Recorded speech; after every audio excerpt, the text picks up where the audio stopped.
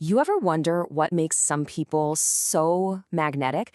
In a world that can feel pretty disconnected, the ability to build real, genuine relationships, that's a superpower.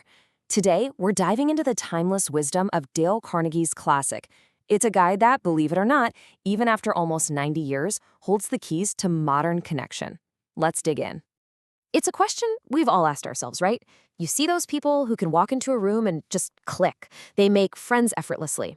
And then, well, there are those of us who find it tough, who feel like we're not even being noticed. So what's the difference? I'll tell you what it's not. It's not magic. It's a skill. And this really lays out the two sides of that coin. On one hand, you've got people who are just easily liked. They're remembered. They're influential. And on the other, there's that struggle, feeling invisible or just finding it hard to get a conversation going. But here's the good news. You can absolutely 100% move from one side to the other.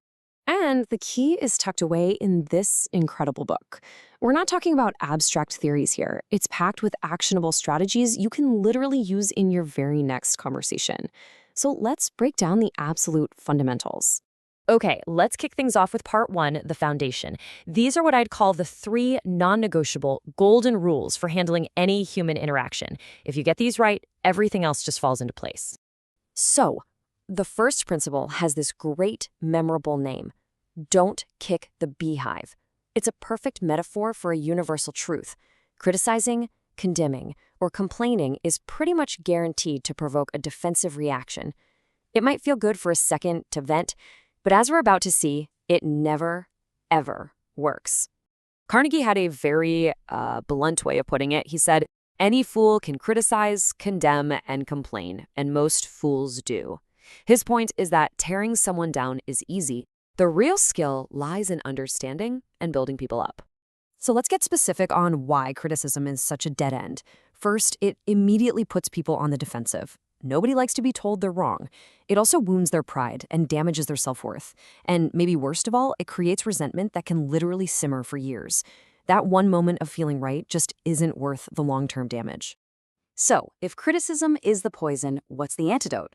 Well, that brings us to principle 2, which Carnegie called the big secret of dealing with people. It's all about tapping into one of the deepest drivers of human nature, that craving we all have to feel important, to feel genuinely appreciated. And this distinction is everything. Think of it this way. Genuine appreciation is sincere, it's specific, and it helps people grow. Flattery, on the other hand, is cheap, it's insincere, and honestly, everyone can see right through it. One builds trust, and the other completely destroys it. And the third foundational rule, this one is a complete game changer. It demands a total shift in your perspective. To influence anyone, you have to stop thinking about what you want and focus entirely on what they want. Your job is to connect your goals to their desires. As Carnegie wrote, the only way on earth to influence other people is to talk about what they want and show them how to get it. It's that simple and that profound. You have to frame everything in terms of their interests, their goals, and what they're hoping to get.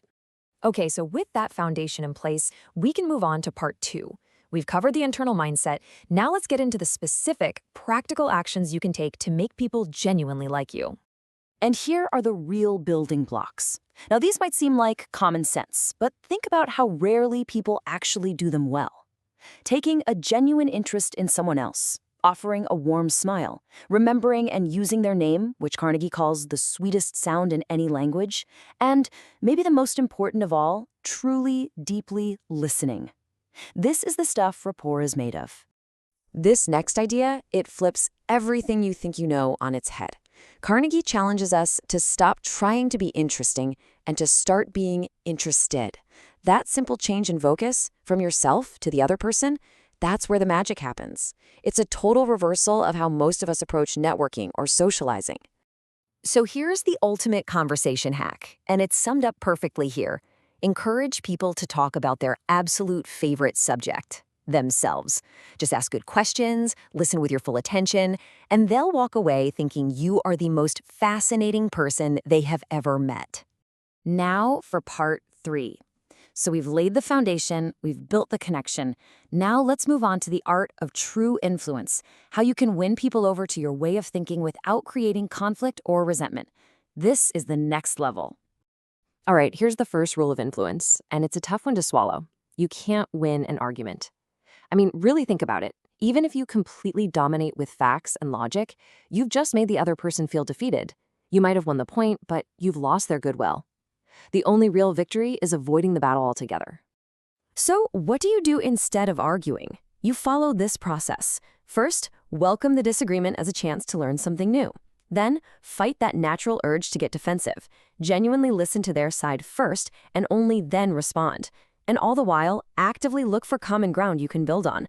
This turns a fight into a collaboration. This next technique is incredibly powerful, mainly because it's so rare. When you've made a mistake, don't try to hedge or make excuses. Just own it, quickly, clearly, emphatically. It's so disarming because the other person is usually geared up for a fight. When you take away their reason to argue, the tension just evaporates. You can think of it like a safety valve on a pressure cooker. When that conflict pressure is building up, admitting your part instantly releases it, preventing an explosion. It might feel like you're surrendering, but it's actually the ultimate power move. You're taking control of the situation by letting go of your ego. And here's a crucial technique for getting people on board. People are always way more committed to ideas they believe are their own. So instead of pushing your solution on them, plant seeds. Ask guiding questions. Let them connect the dots. When they feel that sense of ownership, they won't just agree with the idea, they'll become its biggest champion. All right, let's bring it all home with part 4. This is the big takeaway, how all these principles come together to help you lead, give feedback, and change people's behavior in a way that's positive and, most importantly, lasting. Okay, I want you to pay close attention to the power of a single tiny word. When you say something like, "That's a great idea, but," you essentially cancel out all the praise. The word "but" just negates everything that came before it. But if you simply replace it with "and," "That's a great idea, and we should consider," you turn a criticism into a collaboration. It is a tiny change with a massive impact. So as we wrap up, just remember, this isn't just information. It's a toolkit for better relationships.